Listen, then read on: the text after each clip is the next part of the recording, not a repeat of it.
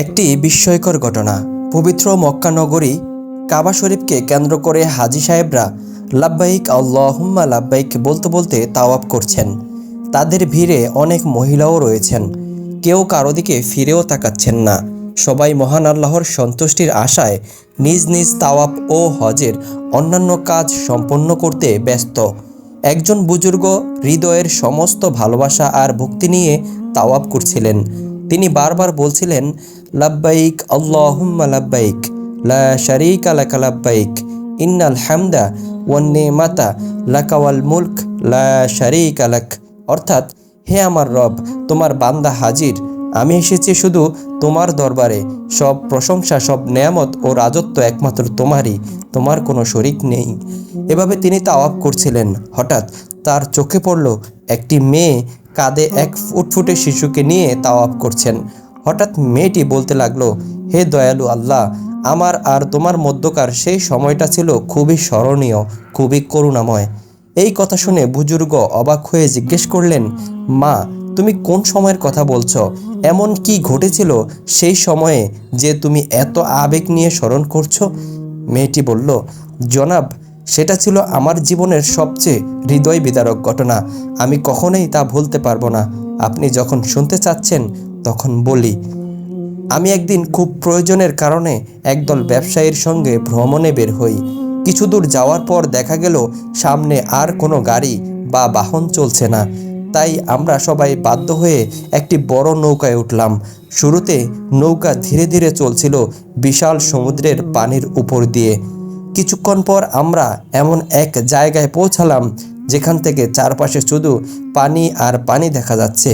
কোনো দিকে মাটি বা স্থলভাগ চোখে পড়ছিল না। হঠাৎ করে শুরু হলো এক ভয়ঙ্কর ঝড়। নৌকার পাল ছিঁড়ে গেল, মাঝিরা নিয়ন্ত্রণ হারিয়ে ফেলল এবং এক পর্যায়ে নৌকাটি ডুবে গেল। সবাই একে একে ডুবে গেল। মনে হচ্ছিল এ যেন নিশ্চিত মৃত্যু। তবে আল্লাহর কুদরতে আমি একটি কাঠের তক্তা দেখতে পাই।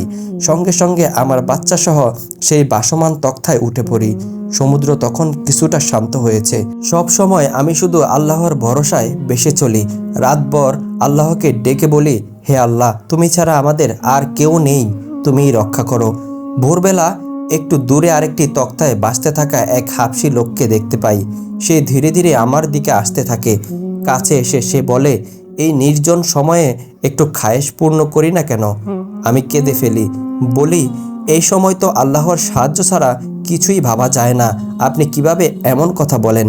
কিন্তু সে থামল না। এক পর্যায়ে সে আমার বাচ্চাটিকে কোল থেকে ছিনিয়ে নিয়ে সমুদ্রে ছুঁড়ে ফেলে দিল এবং বলল, এই বাচ্চাটাই ছিল আমার ইচ্ছার পথের বাধা। আমি দিশেহারা হয়ে গেলাম। প্রাণ নিয়ে বাঁচলেও ইজ্জত হারানোর ভয়ে আমি কেঁপে উঠি।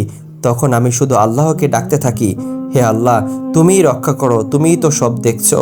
এমন সময় হঠাৎ করে সমুদ্রের ভেতর থেকে একটি বিশাল জানোয়ার উঠে এলো এবং হাবশী লোকটিকে গিলে নিয়ে আবার ডুবে গেল। আমি বিস্ময়ে হতবাক হয়ে গেলাম। আমি নিজ চোখে দেখেছি সব। আল্লাহ নিজের কুদরতে আমার ইজ্জত রক্ষা করলেন। এরপর তক্তাটি ভেসে ভেসে এক চরে গিয়ে ঠেকল। আমি সেখানে একাকী 4 দিন কাটালাম। পঞ্চম দিনে একটি বড় নৌকা দেখতে পেলাম। কাপড় নেড়ে সাহায্য চাইলাম। কিছু লোক ছোট নৌকায় করে আমাকে উদ্ধার করে তাদের নৌকায় নিয়ে গেল। নৌকায় উঠে দেখি আমার বাচ্চাটি এক লোকের কোলে খেলছে। আমি দৌড়ে গিয়ে বলি, এ তো আমার বাচ্চা। লোকজন প্রথমে অবাক হয়, আমাকে সবাই পাগল ভাবে। পরে আমি পুরো কাহিনী তাদেরকে খুলে বলি। তখন এক নৌকা চালক বললেন, আমরাও একটা আশ্চর্য ঘটনা দেখেছি। সমুদ্র থেকে একটি জানোয়ার উঠে এলো, তার পিঠে এই বাচ্চাটি ছিল। আমরা তখন গায়েবী আওয়াজ শুনলাম, এই বাচ্চাকে উঠিয়ে নাও, না হলে নৌকা ডুবে যাবে। তখনই আমরা বাচ্চাটিকে উঠিয়ে নেই। এই বিস্ময়কর ঘটনাটি আমাদের 2টি বিষয় শিখায়। আল্লাহর উপর ভরসা করলে তিনি রক্ষা করেন। জালেম ও পাপীদের শাস্তি অনেক সময় দুনিয়াতেই দেখা যায়। হে আল্লাহ, আমাদের সকল পাপ থেকে হেফাজত করো এবং সত্যের পথে পরিচালিত করো। আজকের ইসলামিক ঘটনাটি কেমন লেগেছে কমেন্ট করে জানাবেন। ভিডিওতে একটি লাইক করে দিবেন। মুসলিম হলে ভিডিওটি অন্যের কাছে শেয়ার করে দিবেন, আপনারও সওয়াব হবে। এমন আরও ইসলামিক ভিডিও পেতে, ইসলামিক ঘটনা পেতে চ্যানেলটি সাবস্ক্রাইব করে রাখবেন। আল্লাহ সবাইকে ভালো রাখুক এবং সুস্থ রাখুক। আসসালামু আলাইকুম ওয়া রাহমাতুল্লাহি ওয়া বারাকাতুহু।